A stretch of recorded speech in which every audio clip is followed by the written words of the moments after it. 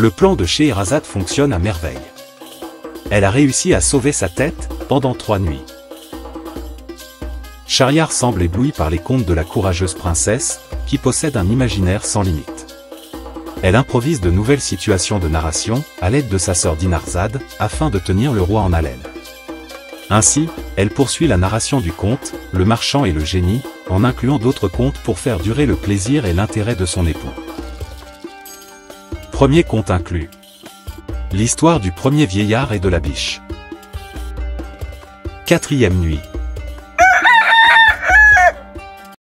Vers la fin de la nuit suivante, Dinarzade, avec la permission du sultan, parla dans ces termes. « Sire, quand le vieillard qui conduisait la biche vit que le génie s'était saisi du marchand et l'allait tuer impitoyablement, il se jeta aux pieds de ce monstre et les lui baisant. « Prince des génies, lui dit-il, je vous supplie très humblement de suspendre votre colère et de me faire la grâce de m'écouter. Je vais vous raconter mon histoire et celle de cette biche que vous voyez, mais si vous la trouvez plus merveilleuse et plus surprenante que l'aventure de ce marchand à qui vous voulez ôter la vie, puis-je espérer que vous voudrez bien remettre à ce pauvre malheureux le tiers de son crime ?» Le génie fut quelque temps à se consulter là-dessus, mais enfin il répondit. « Eh bien, voyons, j'y consens. Je vais donc, reprit le vieillard, commencer mon récit. Écoutez-moi, je vous prie, avec attention. Cette biche que vous voyez est ma cousine, et de plus, ma femme. Elle n'avait que 12 ans quand je l'épousai. Ainsi je puis dire qu'elle ne devait pas moins me regarder comme son père, que comme son parent et son mari.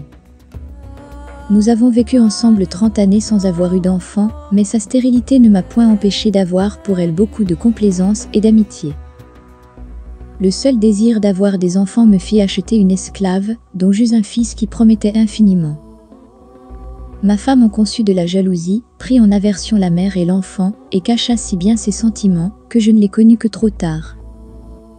Cependant mon fils croissait, et il avait déjà 10 ans, lorsque je fus obligé de faire un voyage. Avant mon départ, je recommandai à ma femme, dont je ne me défiais point, l'esclave et son fils, et je la priai d'en avoir soin pendant mon absence, qui dura une année entière. Elle profita de ce temps-là pour contenter sa haine.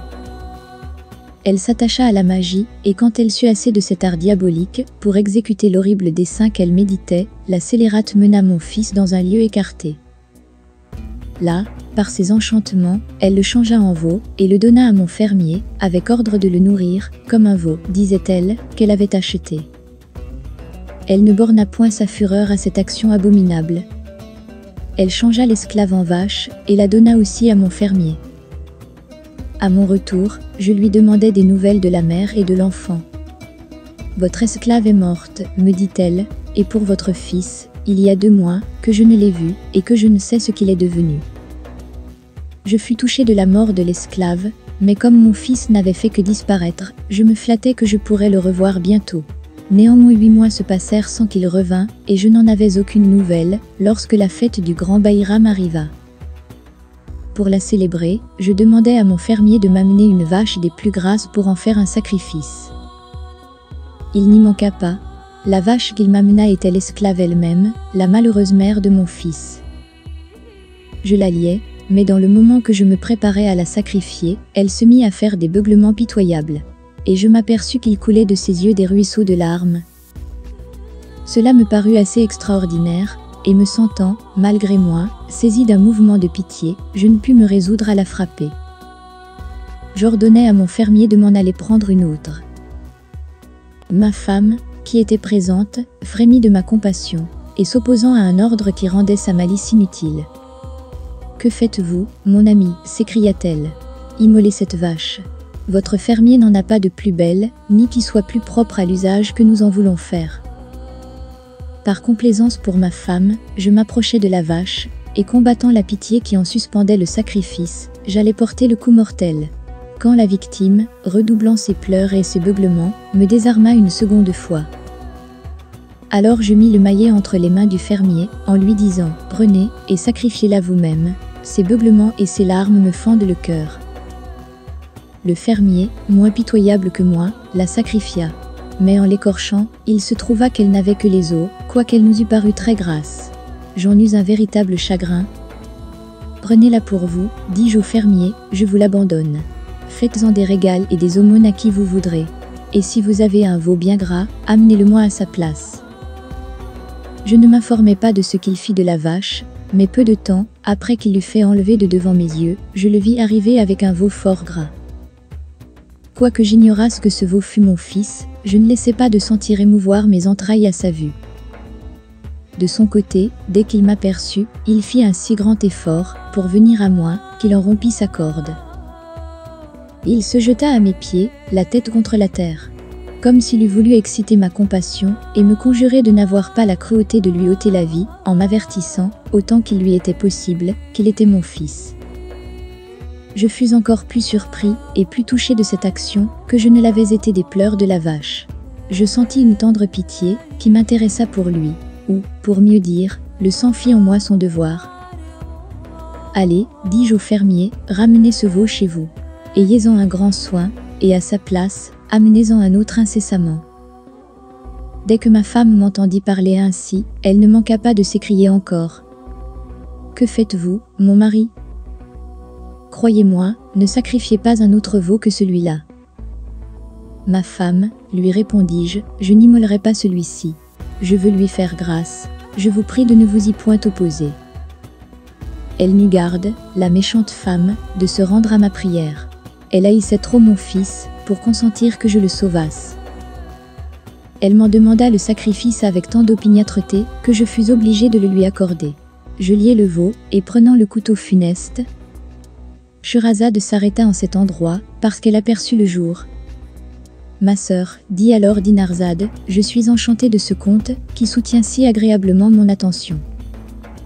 Si le sultan me laisse encore vivre aujourd'hui, repartit Scheherazade, vous verrez que ce que je vous raconterai demain vous divertira beaucoup davantage. » Schahriar, curieux de savoir ce que deviendrait le fils du vieillard qui conduisait la biche, dit à la sultane qu'il serait bien aise d'entendre la nuit prochaine la fin de ce conte. 5e nuit.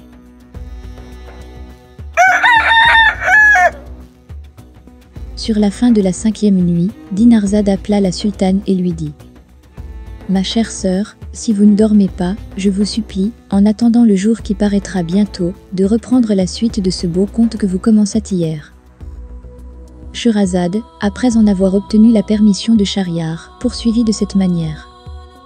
Sire, le premier vieillard qui conduisait la biche, continuant de raconter son histoire au génie, aux deux autres vieillards et aux marchands. Je pris donc, leur dit-il, le couteau, et j'allais l'enfoncer dans la gorge de mon fils. Lorsque tournant vers moi languissâmes ses yeux baignés de pleurs, il m'attendrit à un point que je n'eus pas la force de l'immoler. Je laissai tomber le couteau, et je dis à ma femme que je voulais absolument tuer un autre veau que celui-là. Elle n'épargna rien pour me faire changer de résolution.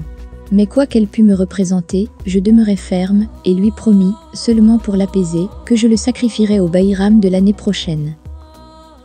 Le lendemain matin, mon fermier demanda à me parler en particulier.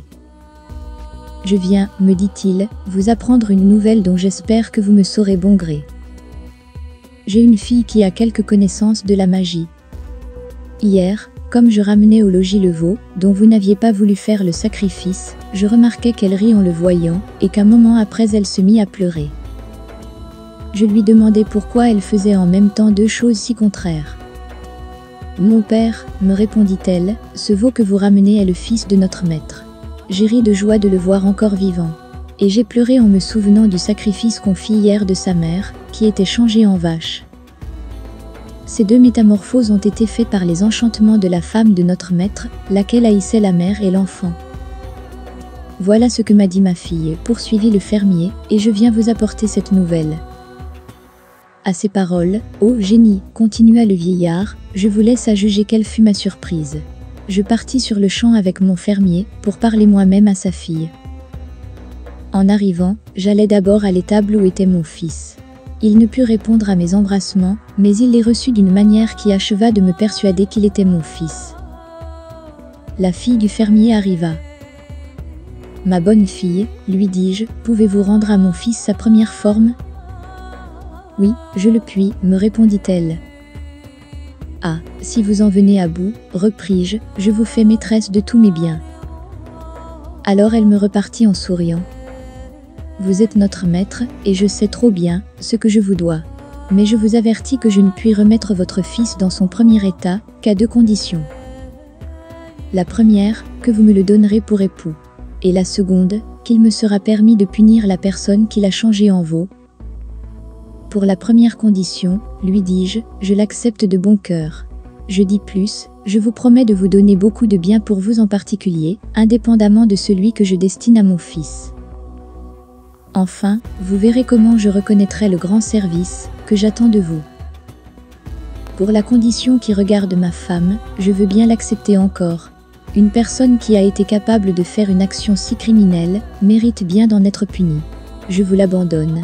Faites-en ce qu'il vous plaira. Je vous prie seulement de ne lui pas ôter la vie.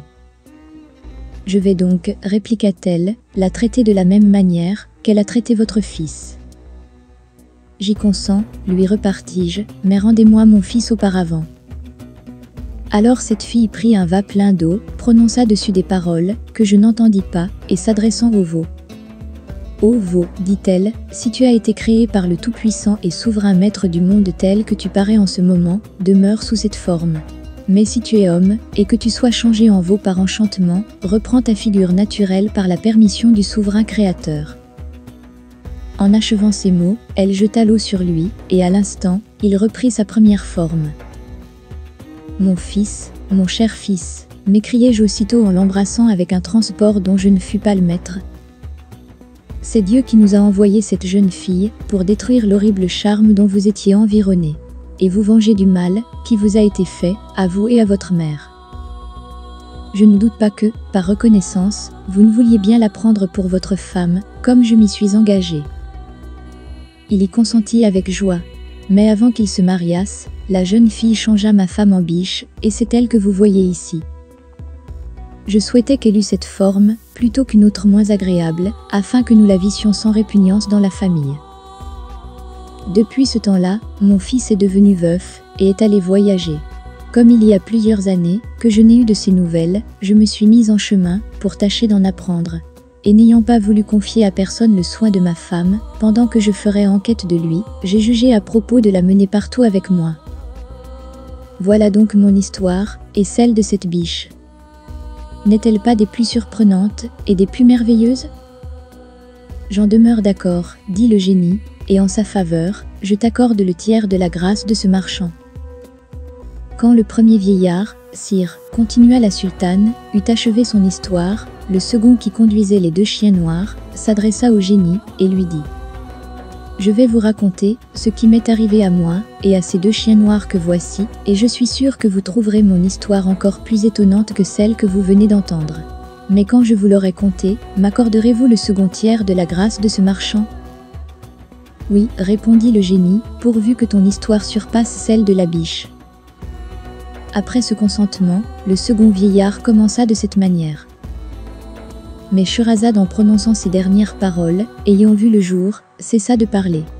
« Bon Dieu, ma sœur, dit Dinarzade, que ces aventures sont singulières. »« Ma sœur, répondit la sultane, elles ne sont pas comparables à celles que j'aurais à vous raconter la nuit prochaine, si le sultan, mon seigneur et mon maître avaient la bonté de me laisser vivre. » Schahriar ne répondit rien à cela, mais il se leva, fit sa prière et alla au conseil, sans donner aucun ordre contre la vie de la charmante Scheherazade.